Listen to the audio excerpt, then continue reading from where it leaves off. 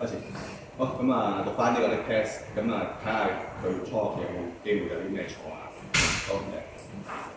咁我叫咗佢將兩隻腳拉翻喺一個腳趾公嘅位置，同埋喺一個中間位置。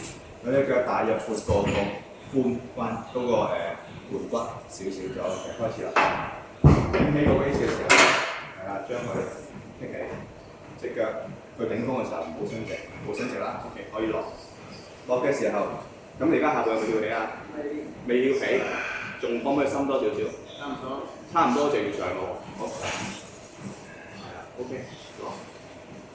OK， 嗱，如果你覺得好驚嘅個 bench 嘅，好驚個下背頂起咧，你可以將個背身貼起，上半身貼起。係啦，咁樣就 make sure 你個下背一定貼實個 bench 啦。好，開始你。佢兩隻手咧，隨時擺喺嗰個安全仔嗰度。一有咩問題，熄翻個安全掣，咁啊為之 OK 啦。咁咧你過嚟影下佢呢個位置，落有少少向咗內咯隻腳，咁會唔會太好啦？